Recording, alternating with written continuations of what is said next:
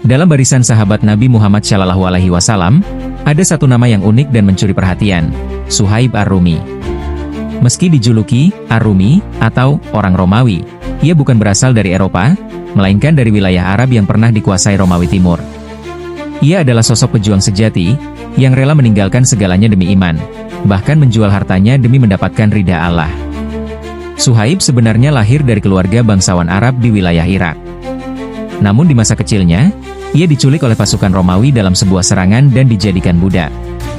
Ia tumbuh besar di lingkungan Romawi, mempelajari bahasa dan budaya mereka, hingga dikenal dengan logat Romawinya yang khas. Setelah bertahun-tahun dalam perbudakan, Suhaib berhasil melarikan diri dan akhirnya tiba di Mekah. Di kota itu, ia memulai hidup baru sebagai pedagang, hingga dikenal sebagai saudagar yang sukses, meskipun berasal dari latar belakang yang penuh penderitaan. Ketika cahaya Islam mulai menyebar di Mekah, Suhaib adalah salah satu yang pertama merespons seruan Nabi Muhammad SAW. Bersama Ammar bin Yasir, ia masuk Islam secara diam-diam, karena tekanan dari kaum Quraisy sangat kuat terhadap para pemeluk Islam generasi awal, terutama mereka yang tidak punya pelindung. Suhaib pun mengalami penyiksaan fisik dan mental, namun ia tidak bergeming. Ia termasuk sahabat yang teguh dalam iman, meskipun bukan berasal dari suku bangsawan Quraisy. Keimanan baginya lebih mulia dari status sosial atau kenyamanan hidup.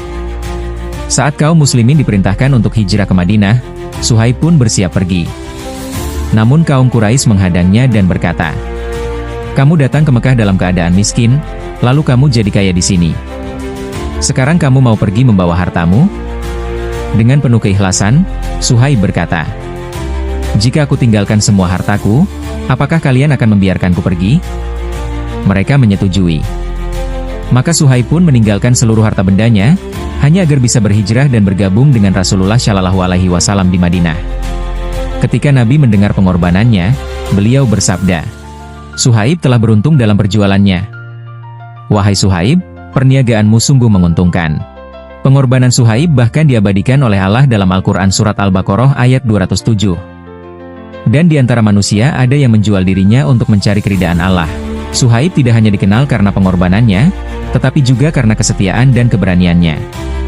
Ia ikut serta dalam berbagai pertempuran bersama Rasulullah. Setelah wafatnya Nabi, Suhaib dipercaya oleh Umar bin Khattab untuk mengimami kaum muslimin selama masa transisi, sampai khalifah baru terpilih.